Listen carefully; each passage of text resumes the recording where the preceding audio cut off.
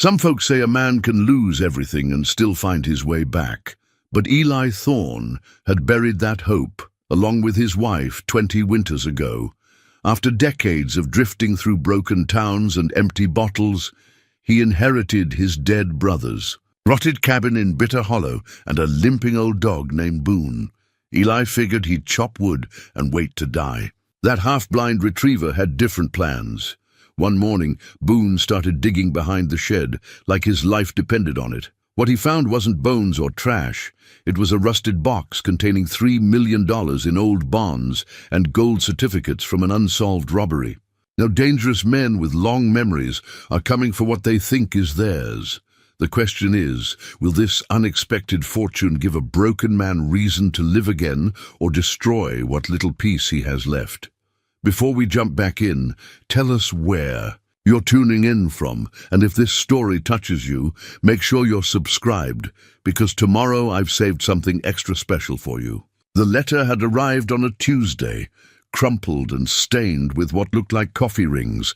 Eli Thorne held it between calloused fingers, reading the lawyer's words for the third time, while his coffee grew cold in the diner booth. His brother, Marcus, was dead, and somehow that felt like losing someone he'd already buried years ago. The inheritance consisted of a cabin in Bitter Hollow, wherever the hell that was, and one dog, elderly, answering to the name Boone. The lawyer's note mentioned the property sat 47 miles northeast of Millfield, accessible only by logging road, and came with 17 acres of pine forest that hadn't seen a chainsaw in decades. Eli twisted the thin gold band on his ring finger, a habit that had persisted through 20 years of widowhood. Sarah would have known what to do about Marcus, about the cabin, about the dog. She'd always been the one who could make sense of family complications, who could bridge the gap between two stubborn brothers who couldn't seem to occupy the same room without tension thick enough to cut. But Sarah was buried in Riverside Cemetery, and Eli was sitting alone in a truck-stop diner, staring at his last connection to family he'd tried to forget. The drive to Bitter Hollow took him through country that grew wilder with each passing mile. Paved roads gave way to gravel, then to dirt tracks that wound between towering pines and granite outcroppings. The deeper he drove into the mountains, the more the world seemed to close in around him. Cell phone towers disappeared behind ridgelines. Road signs became scarce, then vanished altogether. When he finally found the turnoff marked only by a weathered post with Thorne carved into sun-bleached wood, Eli felt something shift in his chest.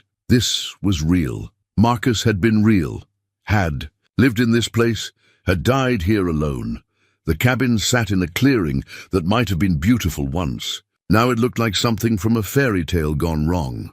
Windows bordered with mismatched planks, a roof that sagged under the weight of fallen branches, and a porch that had surrendered to gravity on one side. Weeds grew tall around the foundation, and what had once been a garden was now a tangle of wild growth reclaiming its territory. Eli parked his truck beside a cord of split wood that looked fresh, despite being covered in pine needles. Someone had been working here recently. Marcus, he supposed, though his brother had never been much for physical labor when they were young. The front door stood ajar, hanging from hinges that protested with rusty squeaks when Eli pushed it open. The smell hit him first.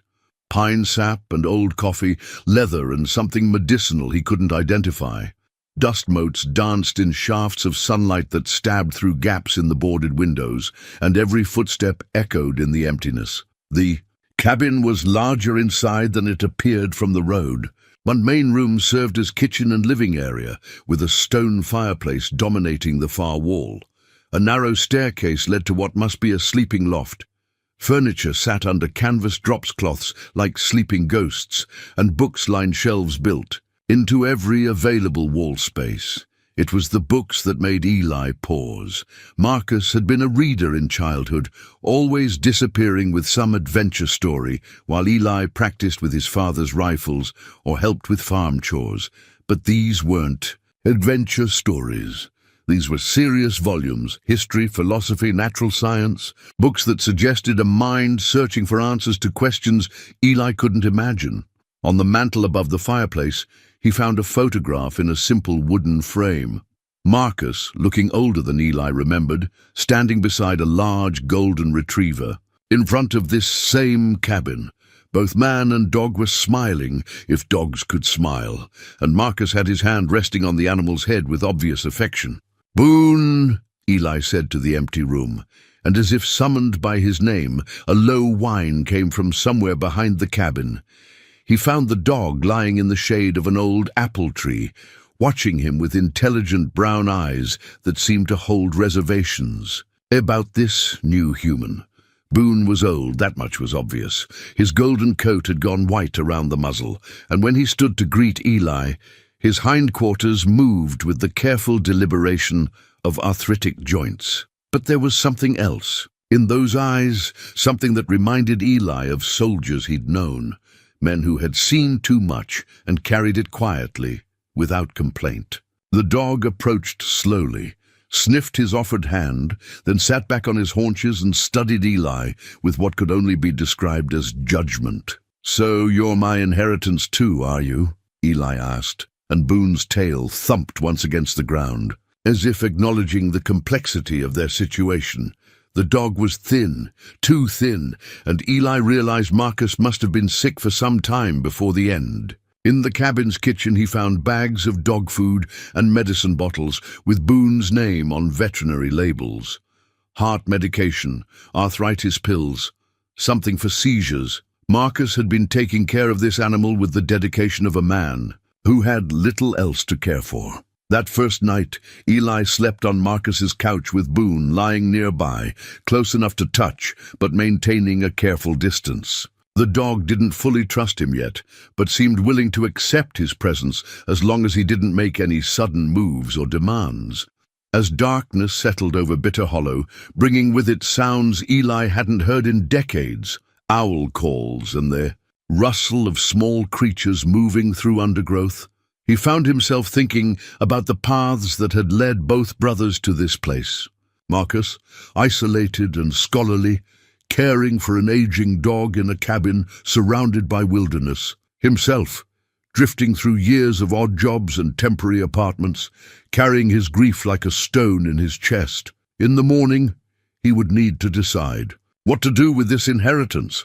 The practical choice would be to sell everything, find a home for the dog, and continue his aimless journey toward whatever end awaited him.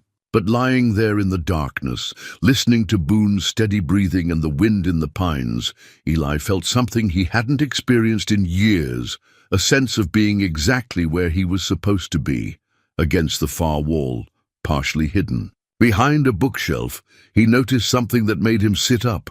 A walking stick, carved from what looked like mountain ash, leaned against the logs. The handle was worn smooth from use, and intricate designs ran the length of the shaft, birds and leaves and symbols that seemed to tell a story Eli couldn't read. It was beautiful work, the kind of careful craftsmanship that took patience and skill. Marcus had always been good with his hands, but this suggested years of practice, of long evenings spent shaping wood, while Boone lay at his feet and the fire crackled in the grate. Eli reached for the stick, then stopped. Some things, he realized, were meant to be approached slowly, with respect for the man who had made them and the solitude they represented. Marcus had carved this walking stick in a place where no one would see it or admire his skill. He had made it for the simple pleasure of creation, for the meditation of working with his hands while his mind wrestled with whatever demons had driven him to this remote hollow. Tomorrow, Eli would explore more of the cabin and its surroundings. He would learn about his brother's life in this place and figure out what to do with the responsibility that had fallen to him. But tonight, he was content to lie still and listen to the sound of Boone's breathing, feeling less alone than he had in longer than he could remember. 3 days into his stay at the cabin, Eli had settled into a routine that felt surprisingly comfortable. He rose with the sun, made coffee on Marcus's wood-burning stove, and spent his mornings exploring the property while Boone limped along at his own pace. The dog had warmed to him gradually, accepting food from his hand and even allowing the occasional scratch behind the ears. It was on the fourth morning that Boone's behavior changed. Eli was splitting kindling behind the cabin when he noticed the dog standing rigid near the old shed, his head cocked at an angle that suggested intense concentration. The retriever's whole body quivered with suppressed energy, and a low whine escaped his throat, not the casual sound of a dog wanting attention, but something urgent and focused. "What is it, boy?" Eli asked, setting down his axe and wiping sweat. From his forehead, Boone didn't acknowledge him. Instead, the dog began to pace back and forth along a section of ground behind the shed, his nose pressed close to the earth. His movements were deliberate, methodical, like a bloodhound working a scent trail. But this wasn't the casual investigation of interesting smells that Eli had observed over the past few days. This was something else entirely. The dog began to dig. At first, Eli assumed Boone had caught the scent of some small animal, a mole or ground squirrel, that had made the mistake of burrowing too close to the surface. Dogs dug holes. It was what they did. But as he watched, something about the retriever's intensity made him uneasy. Boone dug with the focused desperation of an animal possessed. Dirt flew from his claws in steady streams, and he paused only to thrust his muzzle deeper into the growing hole, sniffing and whining before returning to his excavation. His arthritic joints seemed forgotten in the urgency of whatever drove him. "Easy there, old fellow," Eli said, approaching cautiously. "What's got you so worked up?" But when he knelt beside the hole and looked down, his words died in his throat. About 18 inches down, partially exposed by Boone's digging, something metallic caught the morning light. Not the dull gleam of a buried tin can or discarded tool, but the deliberate shine of manufactured metal, tarnished but unmistakably purposeful. Eli's pulse quickened. He gently moved Boone aside and began digging with his hands, brushing away loose soil with the care of an archaeologist uncovering something precious. The object was larger than he'd expected, and heavier. As more of its surface became visible, he realized he was looking at a strong box. Old, rusted at the corners, but intact. The box measured roughly 12 inches square and perhaps 8 inches deep. A heavy-duty padlock secured the lid, green with age but still solid. Numbers were etched into the metal near the lock, not a combination, but what looked like a serial number or inventory mark. Boone sat back on his haunches, panting heavily from his exertion, and watched Eli with those intelligent eyes. The dog's tail wagged slowly, as if he was pleased to have finally communicated something important. "How did you know?" Eli asked quietly, running his fingers along the box's corroded surface. "How did you know this was here?" The strong box felt substantial in his hands, dense with whatever it contained. He carried it into the cabin and set it on Marcus's kitchen table, studying it in the better light. The metal was steel, painted black originally, but now mottled with rust and wear. The lock was substantial, not the kind of cheap hardware store variety that could be cut with bolt cutters, but serious security. In Marcus's tool shed, Eli found what he needed. His brother had kept a well-organized workshop with hand tools, hanging from pegboard hooks and larger equipment stored on sturdy shelves. A heavy-duty grinder with a cutting wheel made quick work of the old padlock, though Eli found himself strangely reluctant to destroy it. Something about the finality of cutting through that last barrier made him pause, but curiosity won, as it always did. The lock fell away with a metallic clang, and Eli lifted the lid, his breath caught in his chest. The box was filled with currency. Not loose bills, but neat stacks of hundreds bound with rubber bands, many of which had deteriorated with age. Beneath the cash, he found what looked like official documents, certificates of some kind, yellowed with time but bearing official seals and signatures. With trembling hands, he lifted out one of the certificates. Bearer bonds, he realized after. Studying the formal language and elaborate printing, negotiable securities worth substantial sums, and beneath those, gold certificates, actual treasury documents that had once been redeemable for precious metal. The cash alone represented more money than Eli had seen in his lifetime.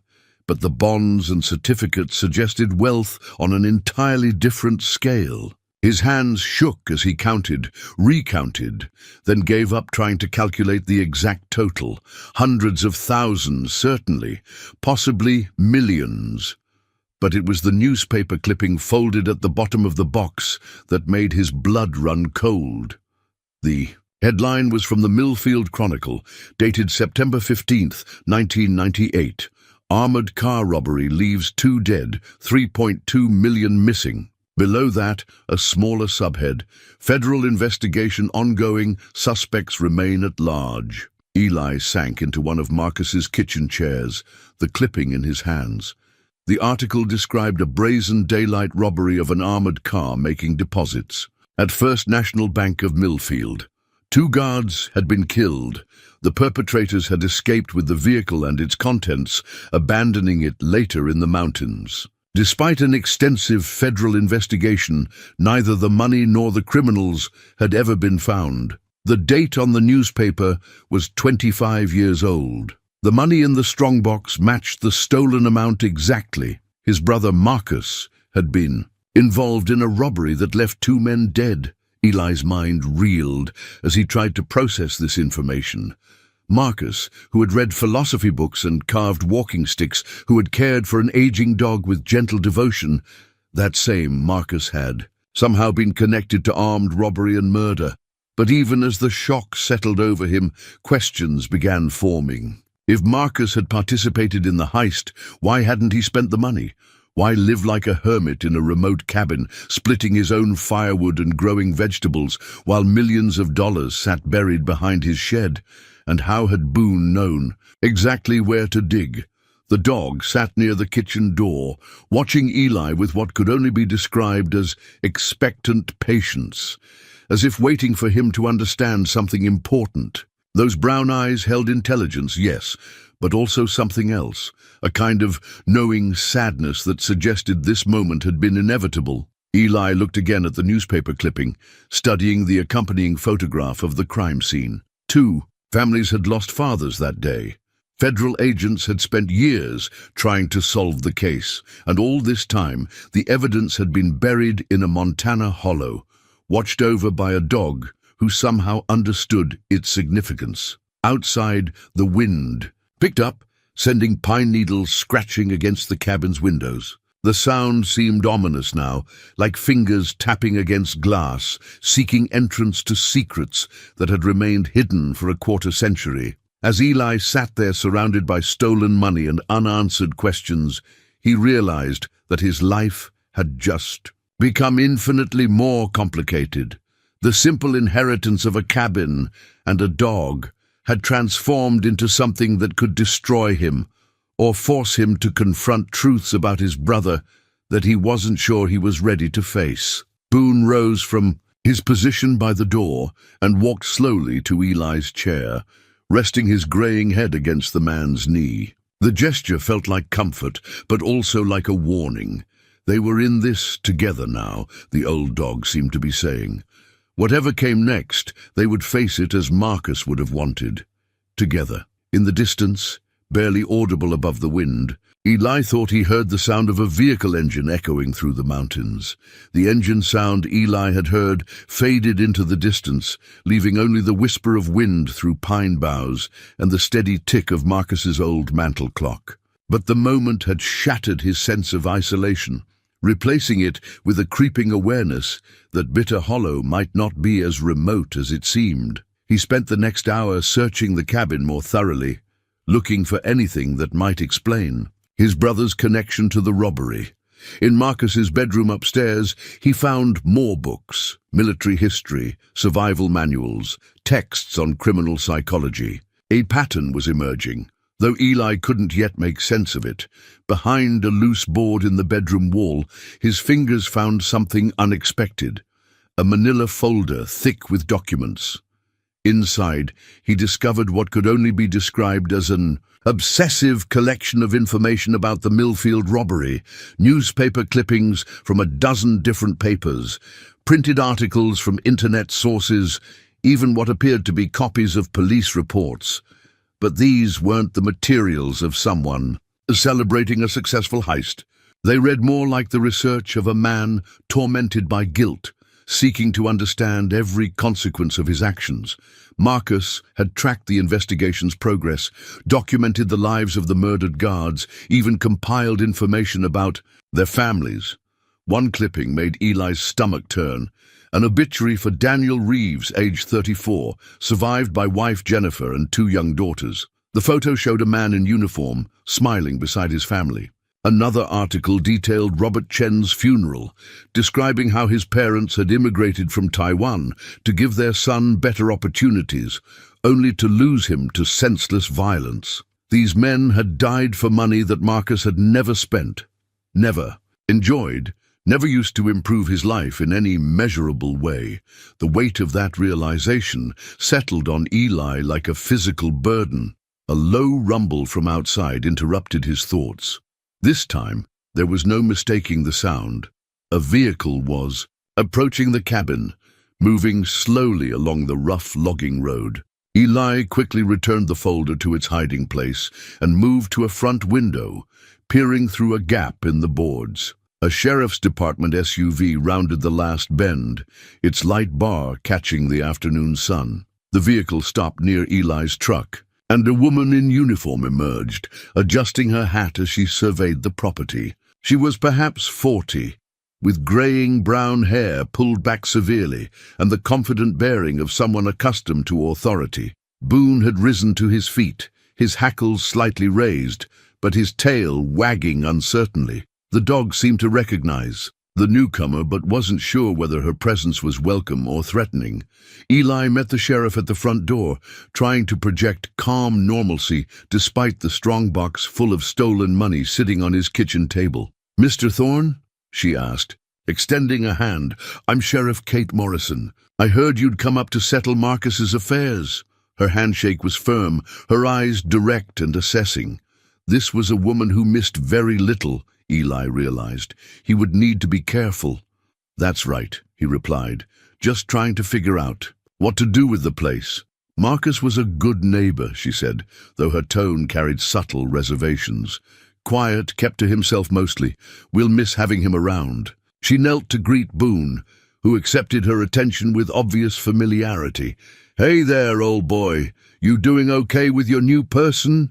The easy way she interacted with the dog suggested she'd been here before, probably more than once. How well had she known Marcus, and what might he have told her about his past? "I was actually hoping to ask you a few questions about your brother," Morrison continued, straightening up. "Nothing urgent, just some loose ends I'm trying to tie up." Eli's pulse quickened, but he nodded calmly. "Of course. Would you like some coffee?" Inside the cabin, Morrison's eyes took in everything with professional thoroughness. She noted the books, the covered furniture, the general state of careful maintenance that suggested Marcus had been a meticulous man.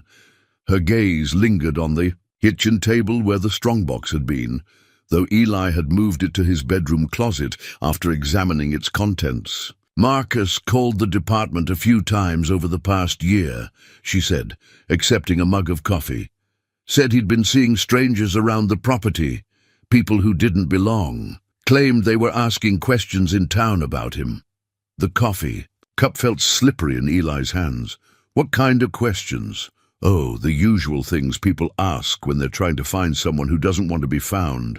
How long had he lived here? Did he have family? That sort of thing." Morrison's eyes met his directly. Marcus seemed to think these folks might have ulterior motives. Eli chose his words carefully. "Did you ever see anyone suspicious yourself?" "A few times.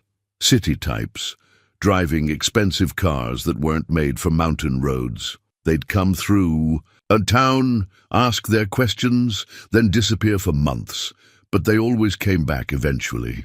She paused, sipping her coffee while studying Eli's reaction. "Marcus never told me why these people might be looking for him, but he was genuinely frightened. Said if anything happened to him, I should make sure Boone was taken care of. The implication hung in the air between them. Morrison suspected there was more to Marcus's story than a simple hermit's paranoia, and she was wondering how much Eli knew about his brother's secrets.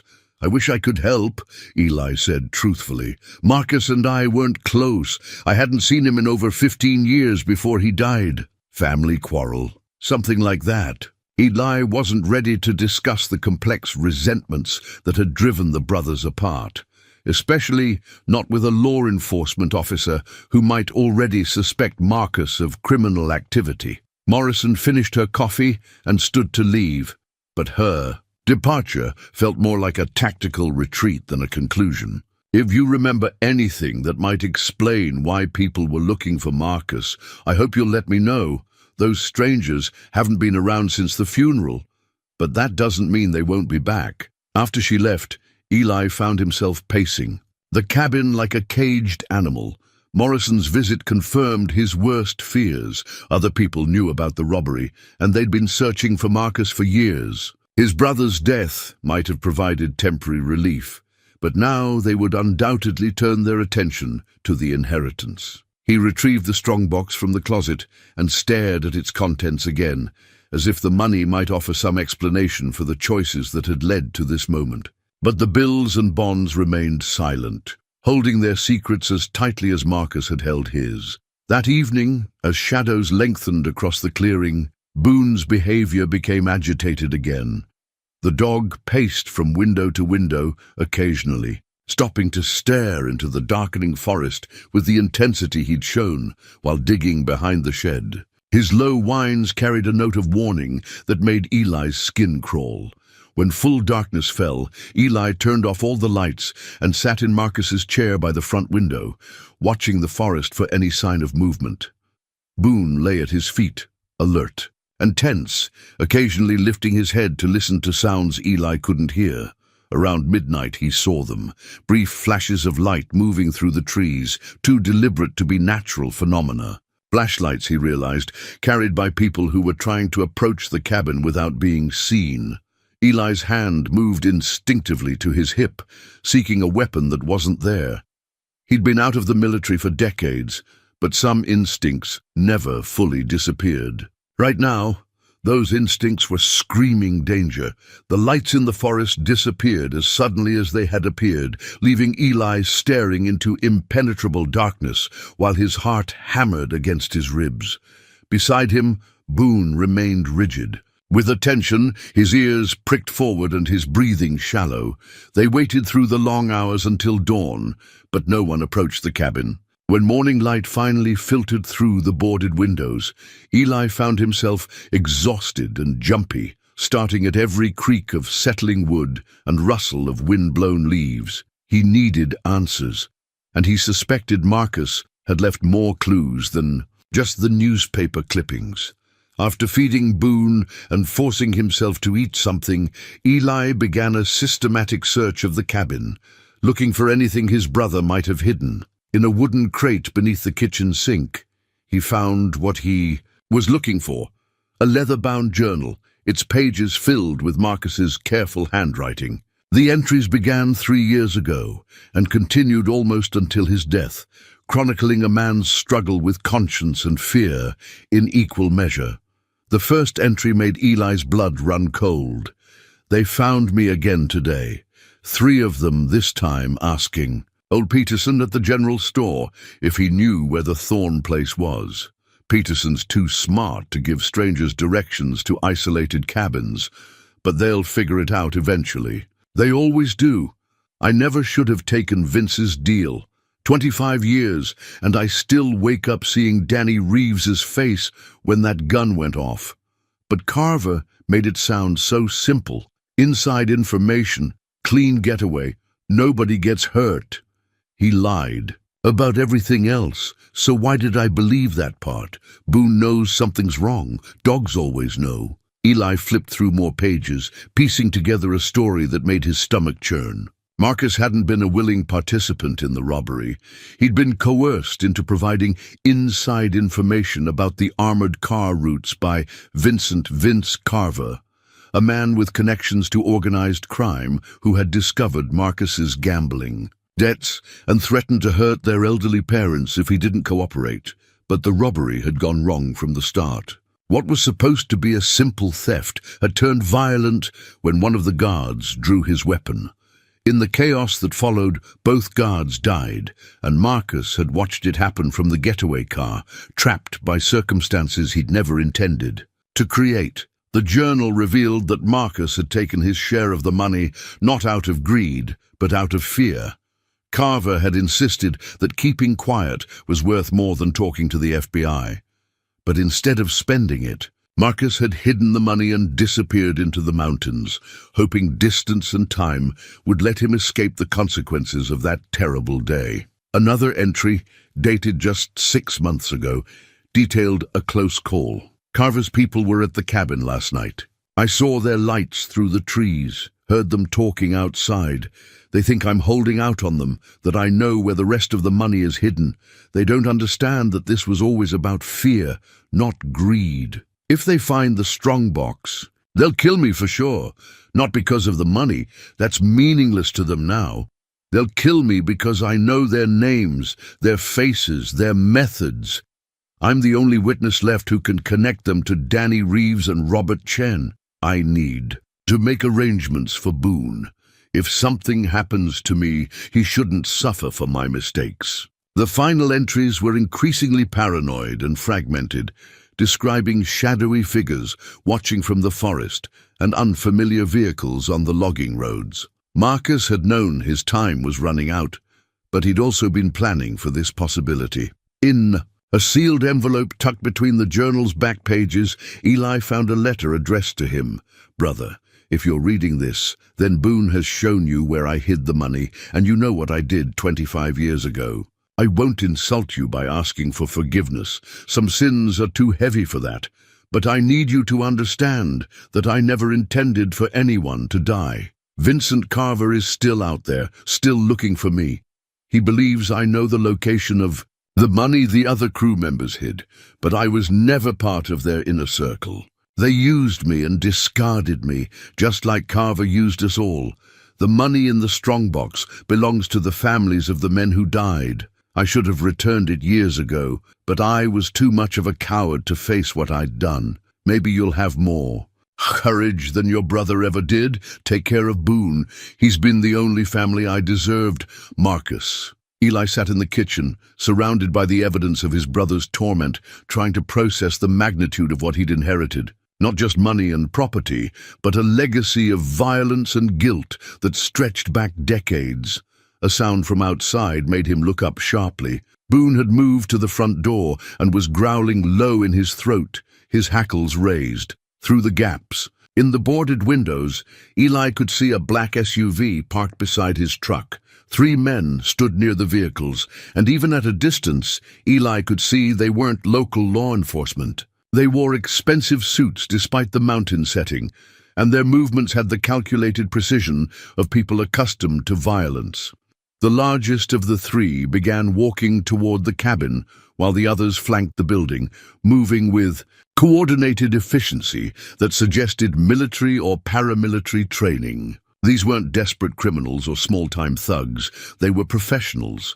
Eli quickly hid the journal and letter, then checked to make sure the strongbox was secure in the bedroom closet. His mind raced through options, all of them bad. He was outnumbered, outgunned, and trapped in an isolated location with no means of escape.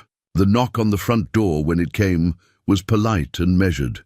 "Mr. Thorne, we'd like to speak with you about your brother." The voice was cultured, almost friendly, but it carried an undertone of threat that made Boone's growling intensify. Eli placed a calming hand on the dog's head and approached the door cautiously. "I'm listening," he called out. "It would be better if we could discuss this face to face. We're not here to cause trouble. We just want to recover some property that belonged to our employer." Eli's military training kicked in, analyzing the tactical situation with cold precision. 3 hostiles, unknown weapons, elevated positions, commanding the exits, his own resources. an aging dog, a cabin with limited sightlines, and whatever improvised weapons he could find. "What kind of property?" he asked, stalling for time while his mind worked through possibilities. "Items that your brother was keeping safe for us. We believe you may have found them by now." The politeness was wearing thin, Eli noticed. These men weren't accustomed to negotiation or patience. They were used to taking what they wanted through intimidation or force. Beside him, Boone suddenly stood and moved toward the back of the cabin, his body language shifting from defensive to alert. The dog had heard something Eli missed. Movement in the forest behind the building, perhaps, or the approach of additional vehicles. Sheriff Morrison's words echoed in his memory. "Those strangers haven't been around since the funeral, but that doesn't mean they won't be back." They were back, and this time they weren't just asking questions. Eli's eyes swept the cabin, cataloging everything that might serve as a weapon or tactical advantage. Marcus's wood-splitting axe leaned against the fireplace. A heavy iron poker hung beside it. In the kitchen drawers, he knew there were sharp knives, though bringing a blade to what was likely a gunfight seemed optimistic at best. But it was the folded papers he'd glimpsed earlier, tucked behind Marcus's collection of survival manuals, that suddenly took on new significance. His brother had been preparing for this possibility. "Mr. Thorne," the voice outside carried a sharper edge now. "We're going to need you to step outside so we can have a proper conversation." "Give me a minute," Eli called back, moving swiftly, but quietly to the bookshelf. Behind a thick volume on wilderness survival, his fingers found what Marcus had hidden, hand-drawn maps of the property and surrounding forest, marked with symbols and notations that looked like escape routes and defensive positions. Marcus had been thinking like a soldier, not just a frightened hermit. The maps showed hidden paths through the forest, natural choke points where pursuers could be slowed or stopped, and what appeared to be supply caches marked with small X's at strategic locations. One map focused specifically on the cabin itself, detailing sightlines, fields of fire, and structural weak points. Marcus had noted which windows offered the best defensive positions and which walls could stop small arms fire. More importantly, he'd marked a concealed exit through the root cellar that Eli hadn't even known existed. Boone's low growling intensified, and the dog moved to the back door, his nose pressed against the gap beneath it. Someone was definitely approaching from behind the cabin. The polite negotiation outside was just a distraction while other team members got into position. Eli grabbed the maps and stuffed them into his jacket pocket, then quickly retrieved the strongbox from the bedroom closet. If he was going to run, he couldn't leave the evidence of Marcus's crime behind. But the box was heavy and awkward to carry, and speed might mean the difference between escape and capture. A new voice joined the conversation outside, speaking in urgent, hushed tones. Eli caught fragments. "Around back," and "no other."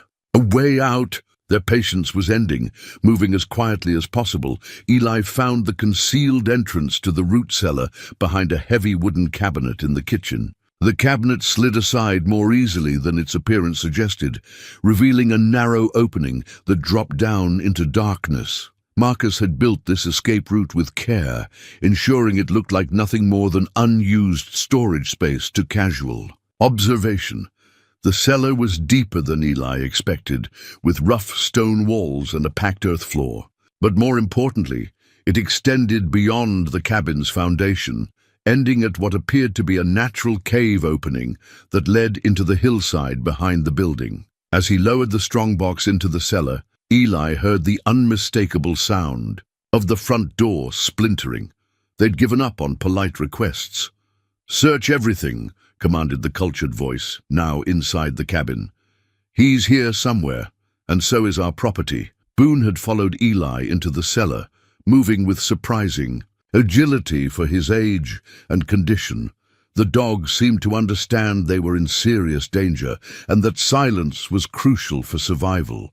Together, they crawled through the cave opening and into a narrow tunnel that angled upward through the hillside. The tunnel was partially natural, following a limestone seam in the rock, but Marcus had clearly expanded and reinforced it over the years.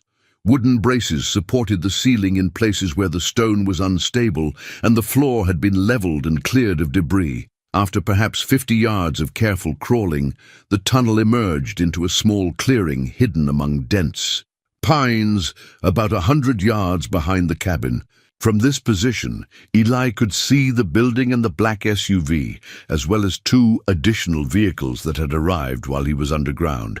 Another SUV and a panel van that suggested this was a larger operation than he'd initially realized. Men moved around the cabin with military precision, establishing a perimeter while others searched inside. Eli counted at least 6, possibly more, all of them armed and coordinated. These weren't street criminals looking for easy money. They were professional operators with substantial resources and training. His phone showed no signal bars, which wasn't surprising given the mountain location. But it meant he couldn't call for help, even if he'd been inclined to trust local law enforcement with knowledge of the stolen money. Boone pressed against his leg, offering comfort and warmth in the cold mountain air. The dog's breathing was labored from the tunnel crawl, but his eyes remained alert and focused. Whatever medication Marcus had been giving him was keeping the worst of his health problems at bay, at least for now. According to Marcus's map, there were supply caches scattered throughout the forest, marked with cryptic symbols that suggested food, water, and possibly weapons. His brother had been preparing for a siege, planning to disappear into the wilderness if Carver's people finally found him. But Eli wasn't Marcus. He didn't know these mountains the way his brother had, and he was responsible for an aging, sick dog who wouldn't survive a prolonged chase through rough terrain. Running might keep them alive temporarily, but it wasn't a long-term solution. The sound of shouting from the cabin indicated the search was becoming more intense. They'd discovered the hidden root cellar entrance, which meant the tunnel would be compromised soon. Eli needed to move, but first he had to make a choice that would define everything that followed. He could disappear into the forest with the money, abandoning the cabin and everything Marcus had built there. The cash and bonds would buy him a new identity and a comfortable life far from Vincent Carver's reach. It would mean sacrificing any chance of justice for the murdered guards, but it would keep him and Boone alive. Or he could stay and fight. The rational choice was obvious. Run, hide, live to see another day. But as Eli looked down at Boone, he remembered the newspaper photos of the dead guards' families, the obituaries Marcus had kept like shrine offerings to his guilt. 2 good men had died for this money, and their families deserved better than watching it disappear into another criminal's hands. More than that, running would mean accepting the same burden of guilt that had destroyed Marcus, living the rest of his life, looking over his shoulder and waiting for the past to catch up. Eli had spent 20 years drifting aimlessly after Sarah's death, but maybe this was his chance to stand for something that mattered. The decision crystallized with sudden clarity. He wouldn't run, but he also wouldn't face 6 armed professionals in open combat with nothing but Marcus's axes and kitchen knives. According to the map, there was a supply cache about a quarter-mile deeper into the forest, marked with symbols that suggested it contained more than just food and water. Marcus had been a careful planner, and if he'd been preparing for a fight, he would have prepared properly. With Boone limping steadily beside him, Eli began making his way through the trees, moving toward whatever weapons or supplies his brother had hidden in the Montana wilderness. Behind them, the sounds of searching grew more frustrated and angry, echoing through the forest like the baying of hunting dogs. The supply cache was buried beneath a cairn of stones that looked natural to casual observation, but followed a specific pattern Marcus had noted on his map. 3 large granite boulders formed a triangle, with smaller rocks filling the spaces between them.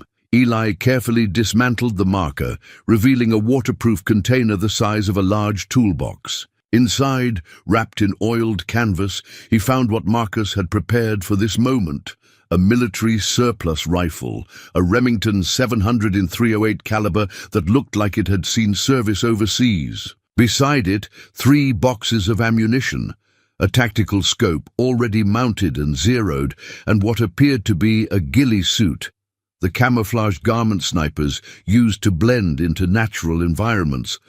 But it was the small wooden box at the bottom of the cache that made Eli's hands tremble. Inside, nested in foam padding, were military decorations, medals he recognized from his own service, plus some he didn't. A silver star, 2 bronze stars with V device for valor, a purple heart with 3 oak leaf clusters. Marcus had been a decorated combat veteran, something he'd never mentioned in the years before their estrangement. The citations, carefully preserved in plastic sleeves, told a story of exceptional courage under fire during multiple deployments to Iraq and Afghanistan. Staff Sergeant Marcus Thorne, Army Rangers, had distinguished himself in ways that earned the respect and admiration of his commanders and fellow soldiers. The man who had participated in the Millfield robbery hadn't been a career criminal or a coward. He'd been a hero undone by circumstances and bad choices, carrying guilt that had eventually driven him into isolation. Eli understood that burden. His own military service had ended with memories he tried not to examine too closely. Night raids and split-second decisions that had kept his team alive, but haunted his dreams for years afterward. The difference was that Marcus had carried his ghosts alone, while Eli had at least had Sarah to help him process the darkness. A distant shout echoed through the forest, reminding him that grief and understanding were luxuries he couldn't afford. Right now, Carver's people had found the tunnel entrance and were probably spreading out through the woods, looking for his trail. The rifle felt familiar in his hands, despite the years since he'd last fired one in anger. Muscle memory took over. As he checked the action, confirmed the scope's 0 markers, and loaded a round into the chamber. The weapon was well maintained and properly sighted. Marcus had taken care of his equipment the way all good soldiers did. But Eli also found evidence of his brother's deteriorating mental state in the months before his death. A notebook contained increasingly paranoid observations about his pursuers, detailed profiles of Carver's known associates, and contingency plans that grew more desperate with each entry. One page made Eli's blood run cold. Carver sent his nephew Tommy to scout the property last week. Kid can't be more than 25. Probably thinks this is all a game. He doesn't understand what his uncle is capable of, what lengths Carver will go to protect his secrets. The old man's convinced I know where the other crew members hid their shares, but the truth is they never trusted me enough to include me in those plans. If Carver comes himself, I won't survive the encounter. He's not interested in money anymore. He's interested in eliminating loose ends. I'm the only person left who can connect him to the murders, and that makes me a liability he can't afford. Boone deserves better than this. If something happens to me, I hope whoever finds him will understand that he's more than just a dog. He's been my anchor to sanity, my reminder that there's still good in the world worth protecting. The notebook's final entry was dated just 2 weeks before Marcus's death. They're coming tomorrow. I can feel it in the way Boone's been acting, the same way he got before the ambush outside Kandahar when he saved my squad by detecting the IED placement. Dogs know when death is approaching. I've made my peace with God and with my mistakes. The money belongs to the families of the men who died, and if I don't survive to return it, maybe my brother will have the courage I never found. Eli always was the better man. Boone whined softly and pressed against Eli's leg, drawing his attention back to immediate dangers. The dog's ears were pricked forward, focused on sounds Eli couldn't yet hear, but that clearly indicated approaching threats. Moving carefully through the forest, Eli found a defensive position on high ground that offered good sight lines while providing cover behind a fallen log. The ghillie suit helped break up his outline among the shadows and undergrowth, and the rifle's scope brought distant targets into sharp focus. Through the trees, he could see at least 4 men moving through the forest in a coordinated search. A pattern. They were good, maintaining proper spacing, communicating through hand signals, checking potential ambush sites before advancing. But they were also operating in unfamiliar terrain, while Eli had the advantages of elevation, concealment, and Marcus's detailed knowledge of the local geography. The lead searcher was a young man who matched Marcus's description of Tommy Carver. Cocky and eager, moving with the confidence of someone who'd never faced serious opposition. Behind him came 2 older operators, veterans who understood the risks of moving through hostile territory, but were constrained by their need to find specific targets rather than simply survive. Eli's finger found the rifle's safety, disengaging it with practiced smoothness. The weapon was zeroed for 200 yards, and the nearest target was well within that range. One shot would announce his position to the other searchers, but it would also demonstrate that this wasn't going to be the easy recovery operation they'd expected. But as he settled the crosshairs on Tommy Carver's chest, doubt crept into his mind. This wasn't a battlefield overseas where the rules of engagement were clear and the enemy was defined by uniform and territory. This was a domestic situation involving American citizens, regardless of their criminal activities. More importantly, killing Carver's nephew would eliminate any possibility of negotiation or peaceful resolution. Once blood was spilled, this would become a war of mutual extermination that could only end with all parties dead or in federal prison. The sound of helicopter rotors in the distance complicated the situation further. Either Carver had more resources than Marcus had realized, or law enforcement was finally responding to reports of suspicious activity in Bitter Hollow. Through the rifle scope, Eli watched Tommy Carver signal to his companions and change direction, moving toward the sound of the approaching aircraft. Their body language suggested confusion and concern rather than coordination. The helicopter wasn't part of their plan. Boone's condition was deteriorating under the stress of their flight through the forest. The old dog's breathing was labored, and his movements were becoming increasingly unsteady. Whatever medications Marcus had been giving him were wearing off, and the physical demands of their escape were taking a toll on his aging body. Eli faced an impossible choice: continue running and risk Boone's death from exhaustion and stress, or make a stand here with limited ammunition against superior numbers, knowing that surrender would likely mean death for both of them. The helicopter circled overhead, its downdraft sending pine needles and debris swirling through the forest. Canopy!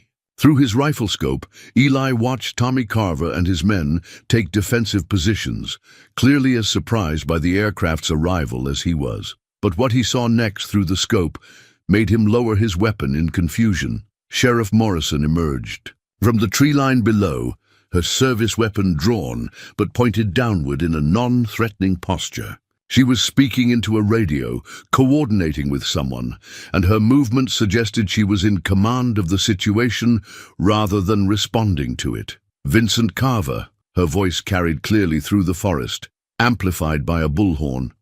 "This is Sheriff Kate Morrison.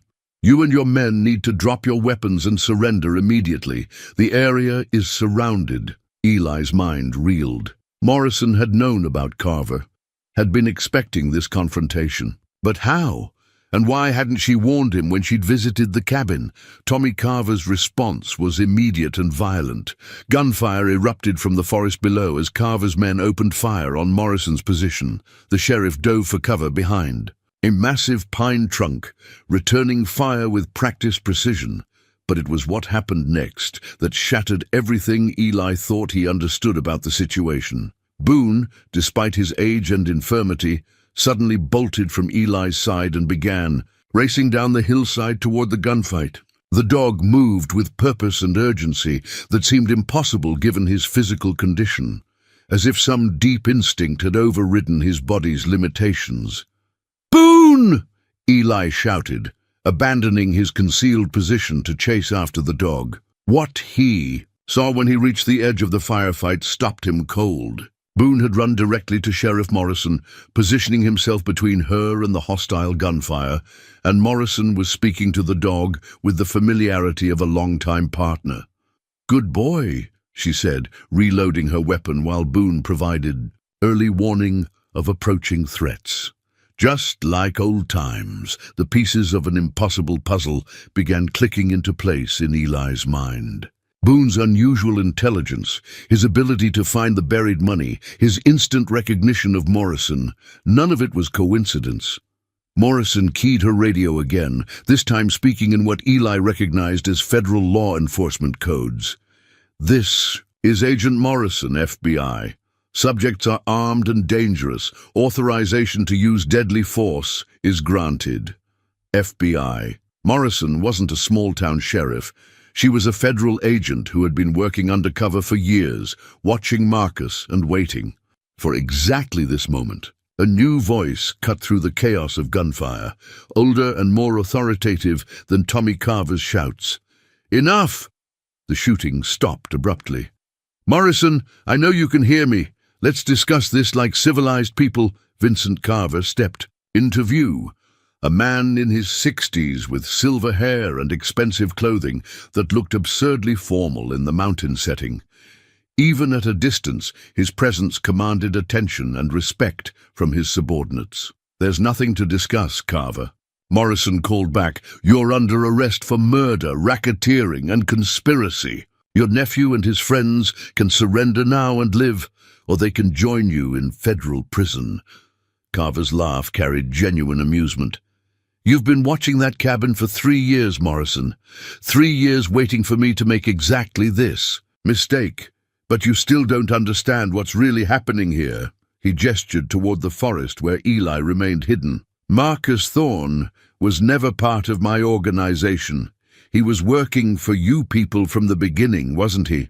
The robbery, the hiding, all of it was federal theater designed to flush out the real targets." Eli's world tilted on its axis. Marcus, an FBI informant? It would explain so much. The guilt, the isolation, the careful documentation of everything related to the robbery. But it would also mean his brother had been living a lie even deeper than Eli had imagined. "Marcus Thorne is dead," Morrison replied. "Whatever arrangement you think existed died with him. But his brother isn't dead," Carver said, and Eli felt ice form in his stomach. Eli Thorne, former Army Ranger, 20-year veteran with specialized training in asymmetric warfare. The perfect person to continue his brother's work, wouldn't you say? Through the rifle scope, Eli watched Carver pull out a cell phone and display something on its screen to Morrison. Even at a distance, he could see her body language change. Surprise, then anger, then what looked like resignation. "Show yourself." "Mr. Thorne," Carver called toward Eli's position. "Let's clear up this misunderstanding before anyone else gets hurt." Eli hesitated, but Boone's distress was becoming obvious even from his hiding place. The old dog was struggling to breathe, and the stress of the confrontation was pushing his damaged heart beyond its limits. Against every tactical instinct he possessed, Eli emerged from the tree line with his rifle lowered but ready. As he approached the standoff, Morrison's expression confirmed his worst fears. "He's got photos," she said quietly when he was close enough to hear. "Pictures of you at the cabin, with the strongbox. Carver's been watching for weeks. The federal agent's next." Words hit him like a physical blow. "Your brother was working undercover for the Bureau, Eli. The robbery was a sting operation that went wrong when Carver decided to eliminate witnesses. Marcus spent 25 years in deep cover, maintaining his identity as a criminal while feeding us intelligence on Carver's organization." She paused, checking her weapon while keeping watch on Carver's position. "The money you found was evidence, marked bills and tracked securities that we've been using to monitor Carver's attempts to recover his assets. Every time he sent people looking for it, we learned more about his network." Eli stared at her in disbelief. "You've been using me as bait." "Not intentionally. We expected Carver to try recovering the money eventually, but we thought we had more." "A time to brief you on the situation." Morrison's expression was grim. Marcus's death accelerated everything. Carver knew this was his last chance to eliminate the evidence and the witnesses. Boone collapsed beside Morrison, his breathing shallow and rapid. The stress and exertion had finally overwhelmed his failing heart, and Eli could see the dog was dying. "The second strongbox," Morrison continued, pulling a small metal container from her jacket. "Marcus left this for you specifically. He knew you might end up in exactly this situation." Inside the box, Eli found Marcus's FBI credentials, his real mission parameters, and a letter explaining everything his brother had been forbidden to tell him while alive. The final paragraph made his hands shake. "If you're reading this, then Carver has finally made his move, and Agent Morrison has revealed her true identity. The choice you make next will determine whether two good men died for nothing, or whether their sacrifice finally brings justice to the families they left behind. Boone will show you the way. He always has." The revelation that Marcus had been an undercover federal agent reframed everything Eli thought he understood about his brothers, life and death. But as Boone lay gasping at Morrison's feet, his breathing growing more labored with each passing moment, the larger implications of federal conspiracies and long-term investigations seemed less important than the immediate choice between surrender and resistance. "Your brother left you more than just explanations," Morrison said, keeping her weapon trained on Carver's position while speaking quietly to Eli. "Check the bottom of that box." Beneath Marcus's FBI credentials, Eli found a small digital device that looked like a GPS unit, but displayed tactical information instead of roads and landmarks. The screen showed positions of friendly and hostile forces in real time, along with what appeared to be pre-planned coordination points and backup arrival times. "Marcus spent 3 years preparing for this moment," Morrison explained. "He knew Carver would eventually come for the money, and he knew you might be the one standing between him and those evidence files when it happened." The device showed that FBI tactical units were indeed surrounding the area, but they were holding positions rather than moving in for immediate capture. Someone, presumably Morrison, was controlling the pace of this confrontation, allowing it to develop according to a predetermined plan. "You're still using me as bait," Eli said, his anger building despite the tactical situation. "Even now, even with Boone dying and Carver's men ready to kill anyone who gets in their way." Morrison's expression showed genuine regret, but her voice remained steady and professional. "Marcus volunteered for this assignment, Eli. After the robbery went wrong and those guards died, he spent 25 years trying to make it right. This is his last chance to complete the mission." Carver's voice carried through the forest again, closer now as he maneuvered for better position. "I'm growing impatient, Morrison. Let's resolve this situation before my associates become creative in their problem-solving methods." The threat was clear.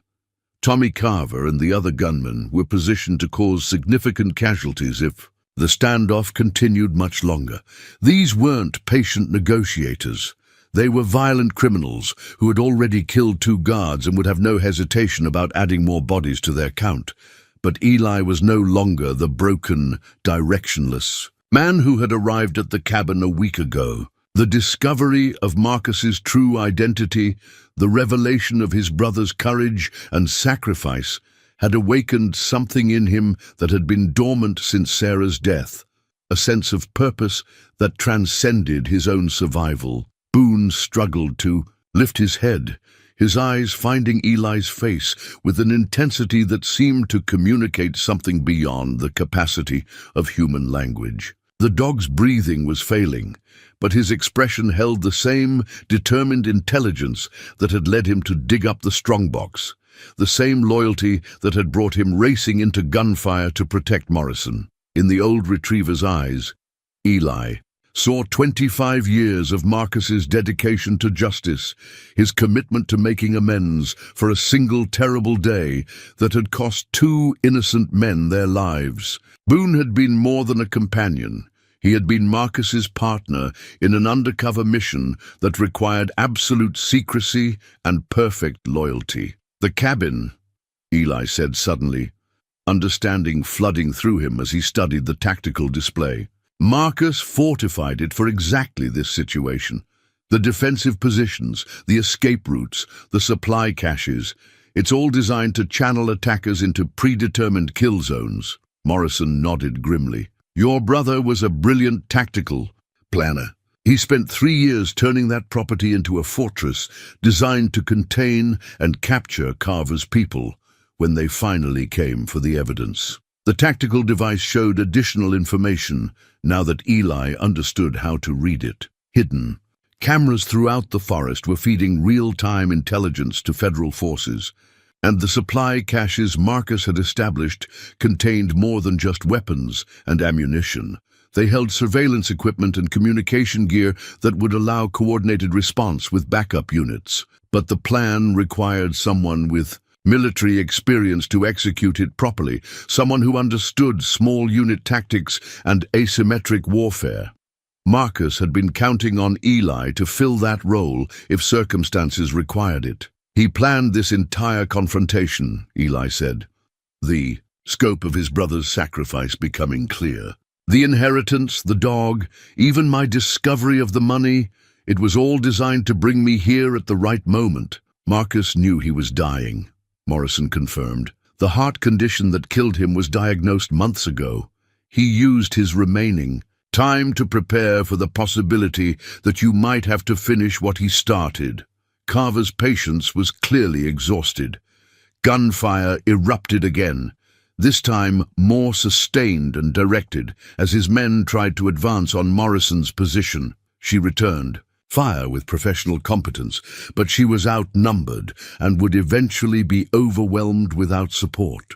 Eli made his decision with the cold clarity that had kept him alive through multiple combat deployments. He wasn't running anymore, wasn't drifting through life, waiting for death to claim him like it had claimed Sarah. He was exactly where Marcus had needed him to be, with exactly the skills required to complete a mission that had consumed his brother's life. "Boone," he said quietly, kneeling beside the dying dog. "You showed me what Marcus needed me to see. Now it's time to finish this."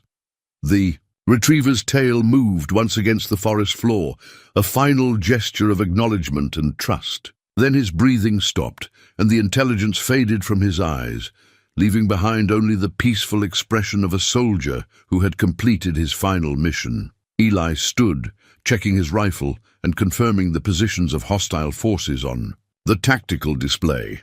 The cabin's defensive systems were still intact, and Marcus's careful preparation had created multiple opportunities for tactical advantage. But executing the plan would require moving through hostile territory while under fire, and there was no guarantee that federal backup would arrive in time to prevent casualties. "I need 10 minutes, he told Morrison, his voice carrying the authority of a man who had made similar decisions under fire before. "Can you keep them occupied that long?" She nodded, reloading her weapon with practiced efficiency. "Marcus said you'd know what to do when the time came. He was right about that, just like he was right about everything else." As Eli prepared to move through the forest toward the cabin, he felt the weight of his brother's sacrifice and the memory of 2 murdered guards whose families still deserved justice. This wasn't about money or revenge or even survival. It was about completing a mission that had defined Marcus's life and giving meaning to deaths that had haunted him for 25 years. Behind him, Morrison's steady return fire provided cover as he began working his way through the trees, following routes Marcus had mapped and memorized for exactly this moment. The tactical display showed hostile positions updating in real time, and Eli could see the pattern of Carver's assault beginning to develop.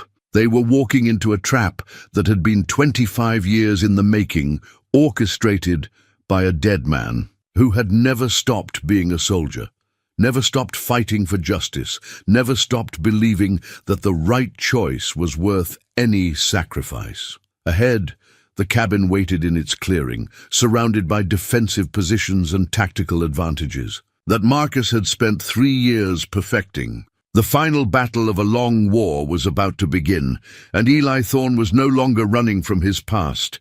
He was racing toward it with the determination of a man who had finally found something worth fighting for. Eli reached the cabin's perimeter as Carver's coordinated assault began in earnest. The property Marcus had spent 3 years fortifying was about to face its ultimate test, with Eli as its lone defender against 6 armed professionals who had no intention of leaving witnesses. The first advantage became apparent immediately. Marcus had cleared specific sight lines while leaving others deliberately obstructed, creating natural choke points where attackers would be forced to expose themselves while Eli remained concealed.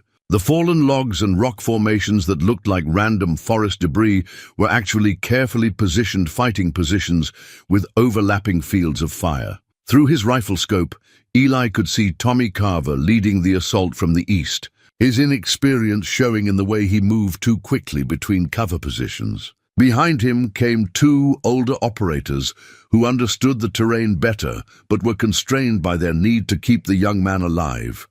Vincent Carver's nephew was both an asset and a liability in combat. The tactical display showed Morrison maintaining her position in the forest, keeping the remaining 3 gunmen pinned down with accurate fire while they tried to flank her. But her ammunition wouldn't last forever, and she was gradually being forced back toward terrain that offered less cover. Eli's first shot took out the lead scout attempting to approach the cabin from the north, a clean hit that dropped the man instantly and announced to the remaining attackers that their quarry was no longer running. The suppressed rifle made less noise than they would expect, and the shot's origin was difficult to pinpoint from their positions.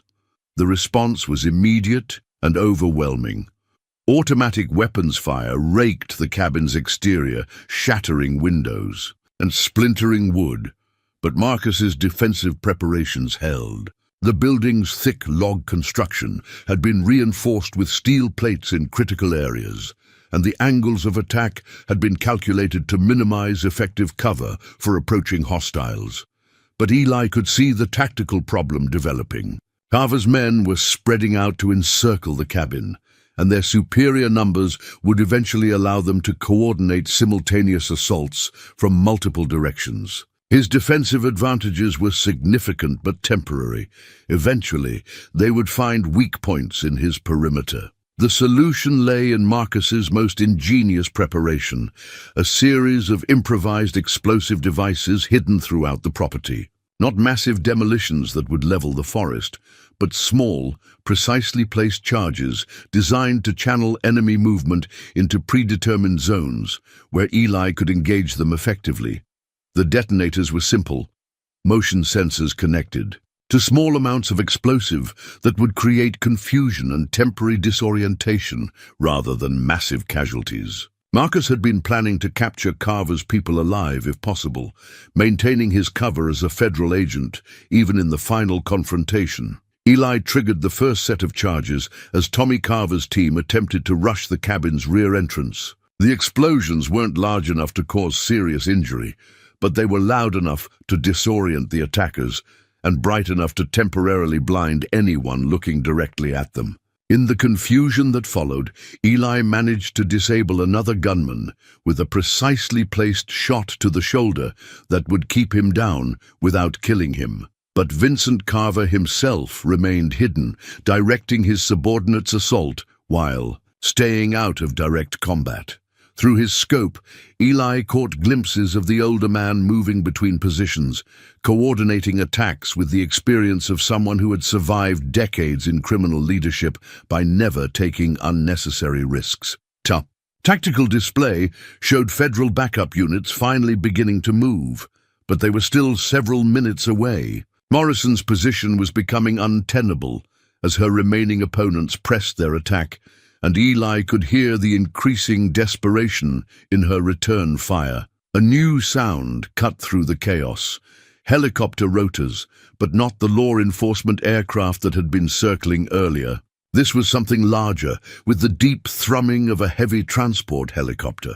Through his scope, Eli could see ropes dropping from the aircraft as additional personnel prepared to fast rope into the combat zone. Carver's reinforcements had arrived, turning what had been a manageable tactical situation into something that threatened to overwhelm even Marcus's careful preparations. The old criminal's resources ran deeper than anyone had anticipated, and his willingness to escalate the confrontation suggested he viewed this as a final, decisive battle rather than a simple recovery operation. Eli's ammunition was running low, and the cabin's defensive positions were being systematically compromised as Carver's expanded force probed for weaknesses. The improvised explosives had bought him time, but they couldn't replace the fundamental disadvantage of being outnumbered by trained professionals.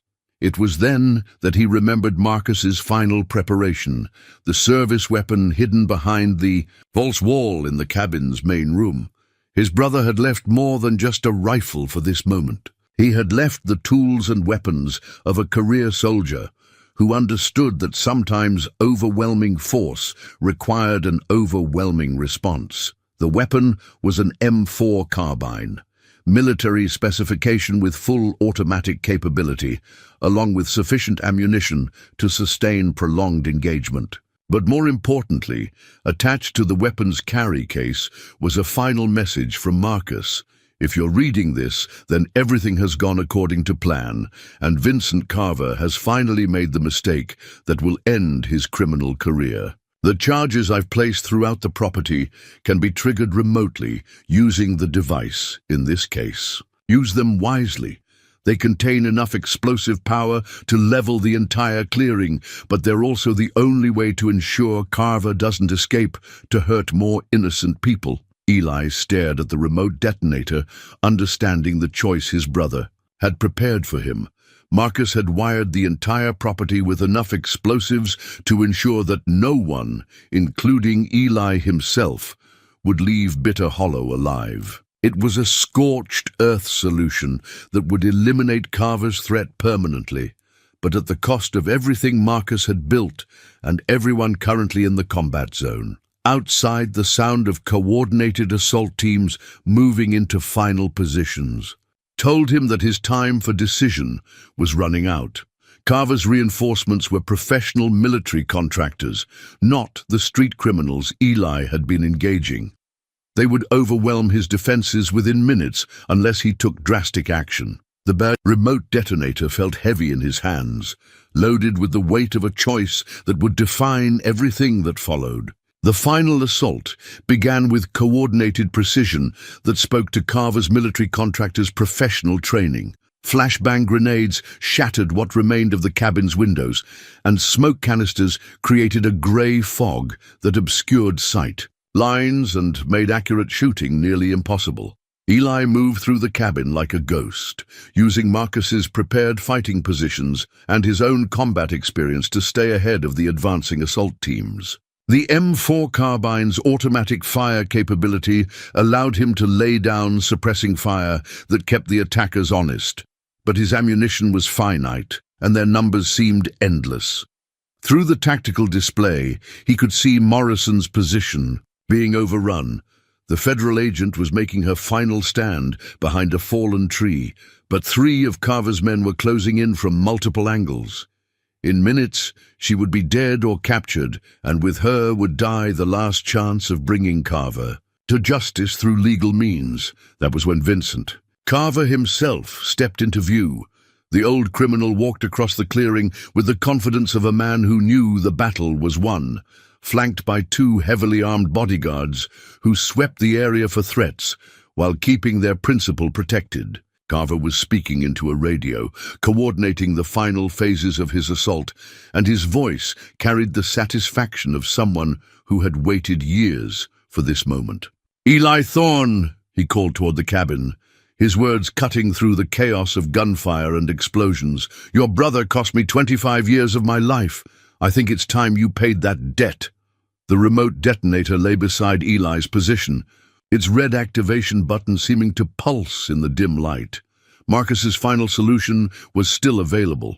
One press of that button would end everything permanently, ensuring that Carver's criminal organization died with him in the Montana wilderness. But as Eli watched through his rifle scope, he saw something that changed everything. Morrison wasn't dead. The federal agent was wounded and pinned down, but she was still fighting, still trying to complete the mission that had consumed Marcus's life. More importantly, the tactical display showed federal backup units finally breaching the outer perimeter, moving through the forest with the coordination and firepower needed to tip the balance. Carver had made a fatal mistake. In his eagerness to end the 25-year hunt personally, he had exposed himself in the center of the clearing, trusting his numerical advantage to protect him from a single defender with limited ammunition. He had forgotten that Eli Thorne was no ordinary defender.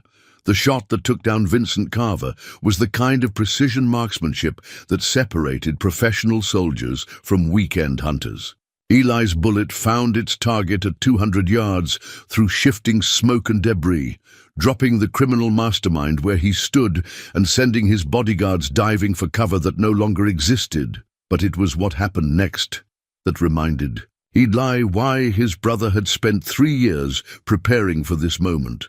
Tommy Carver, seeing his uncle fall, abandoned all tactical discipline and charged the cabin in a rage-driven assault that brought him directly into the crosshairs of every federal agent now converging on the clearing. The young man's death was as inevitable as it was unnecessary, the final casualty of a criminal enterprise that had already claimed too many innocent lives. The remaining contractors, finding themselves surrounded by federal forces and deprived of leadership, chose surrender over a futile last stand. The battle for Bitter Hollow was over, ended not by Marcus's explosive solution, but by the coordination and courage of law enforcement officers who had spent years preparing for this moment. As smoke cleared from the battlefield, Eli found Morrison beside the cabin, wounded but alive, cradling something in her arms that made his breath catch in his throat. Boone, impossibly, was still breathing, weak and fading, but alive. "Dogs are tougher than we give them credit for," Morrison said through gritted teeth. Her own injury is obvious, but not life-threatening. He's been Marcus's partner for 3 years of undercover work. I think he wanted to see this through to the end. Federal medics arrived as part of the backup units, immediately beginning treatment for both Morrison and the dog, while crime scene specialists began documenting evidence that would ensure convictions for every surviving member of Carver's organization. In the aftermath of violence, as helicopters landed in the clearing and federal agents began processing the scene, Eli found himself holding the remote detonator that Marcus had prepared as a final option. His brother had been willing to sacrifice everything to ensure justice for Daniel Reeves and Robert Chen, but he had also trusted Eli to find a better way. The families of the murdered guards would finally have their answers. The money that had haunted Marcus for 25 years would be returned to its rightful owners, and Vincent Carver's criminal organization would face the full weight of federal prosecution for crimes that had gone unpunished for far too long. Justice, Eli realized, didn't always require the ultimate sacrifice. Sometimes it just required the courage to stand up when standing up mattered most. 6 months after the battle at Bitter Hollow, Eli stood in a federal courthouse in Denver, watching as the last members of Vincent Carver's organization received their sentences. The trials had been swift and decisive, with overwhelming evidence ensuring that justice was finally served for crimes that had festered in darkness for 25 years. Agent Kate Morrison, her arm still in a sling from wounds sustained during the firefight, stood beside him as the judge read the final verdict. Life sentences without parole for the surviving contractors, federal seizure of assets worth millions of dollars, and most importantly, closure for the families of Daniel Reeves and Robert Chen. The money from the strongbox had been returned to The victims' families, along with accumulated interest and compensation from the federal government. It wouldn't bring back their fathers and husbands, but it provided security and acknowledgement that their losses hadn't been forgotten. Marcus would be proud, Morrison said quietly as they left the courthouse together. 25 years of undercover work, and it all came together exactly the way he planned. Eli nodded, though his thoughts were focused on the future rather than the past. The cabin at Bitter Hollow had been repaired and restored, its battle damage erased by careful craftsmanship and attention to detail. He'd decided to make it his permanent home, honoring his brother's memory by maintaining the place Marcus had loved despite the terrible secrets it had harbored. Boone had survived his heart episode, though the veterinarians warned that his condition remained serious.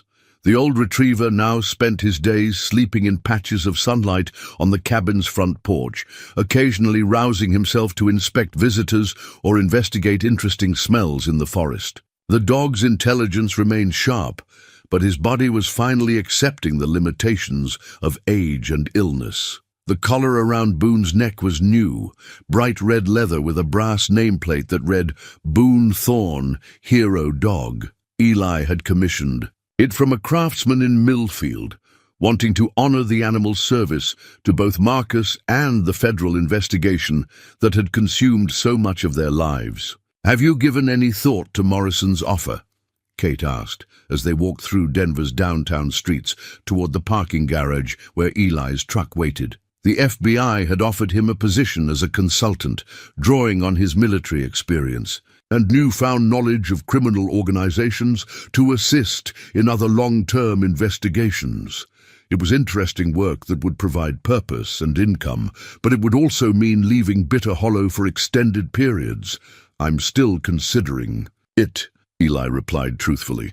"But right now, I think Boone and I both need some quiet time to figure out what comes next." What came next, he hoped, might include more of Agent Morrison's company. Their shared experience during the confrontation with Carver had created a bond that extended beyond professional cooperation, and her visits to the cabin had become increasingly frequent and personal over the past few months. The drive back to Montana took them through country that was becoming familiar rather than foreign to Eli. The mountains no longer seemed isolating. They felt protective, embracing. The winding roads that had once led him toward unwanted responsibility now guided him home to a place where he belonged. At the cabin, Boone greeted them with the enthusiasm his aging body could muster, tail wagging slowly as he accepted attention from both humans. The dog's medication regime had stabilized his condition, and while he would never again be the vigorous animal who had raced through gunfire to protect his human partners, he was comfortable and content. That evening, as Kate helped Eli prepare dinner in Marcus's restored kitchen, she asked the question he'd been expecting for weeks. "What are you going to do with the rest of your life, Eli Thorne?" He looked around the cabin that had become his home, at the dog who had shown him the way to redemption, at the woman who had brought both danger and purpose back into his world. For the first time since Sarah's death, the future held possibilities that excited rather than terrified him. "I'm going to live it," he said simply.